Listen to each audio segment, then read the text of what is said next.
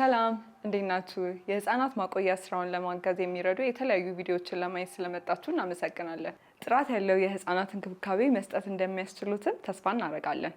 ወደ ቪዲዮ።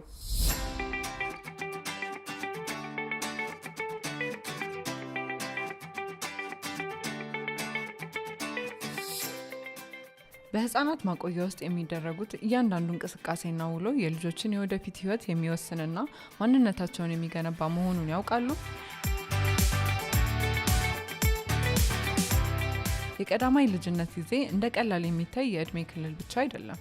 እያንዳንዱ ልጅ የወደፊት ማንነቱን የሚገነባበትም ጊዜ ነው። የቀዳማይ ጊዜ ልጅነት ምንድን ነው? የቀዳማይ ጊዜ ልጅነት ከተወለዱ እስከ 8 ዓመታቸው ድረስ ያለው ጊዜ ሲሆን ልጆች እንዴት እንደሚያድጉ እንደሚማሩና አስፈላጊ ችሎታዎቻቸውንም የሚያዳብሩበት የሚያውቁበት እንዲሁም ለወደፊት ማንነታቸው መሰረት የሚጥሉበት ወሳኝ የእድሜ ክልል ነው። በህፃናት ማቆያ ውስጥ የሚኖረው እያንዳንዱ ሰላምታ፣ ፈገግታ፣ ጨዋታ፣ ንግግርና እንቅስቃሴ ለሁለንተናዊ እድገታቸው መነቃቃት ወሳኝ ነው። ልጆች ትምህርት ቤት ከመግባታቸው ወይም 7 ዓመት ከመሙላታቸው በፊት 90% የሚሆነው የአእምሮ እድገታቸው ይጠናቀቃል።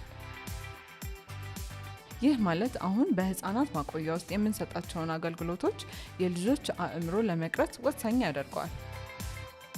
ህፃናት ሲወለዱ አካባቢያቸውን በፍጥነት የማወቅና የመረዳት ችሎታን ይዘው ይወለዳሉ። አካባቢያቸውን በማስተካከል የተለያዩ ዳሰሳዎችን እንዲያደርጉ እድሎችን በመፍጠርና እድገታቸውን የሚያነቃቁ እንቅስቃሴዎችና ሁኔታዎችን በመፍጠር ይዘው የመጡትን ተፈጥሯዊ አቅም መጠቀምና ልጆችን በሁሉም ዘርፍ ማሳደግ አስፈላጊ ነው።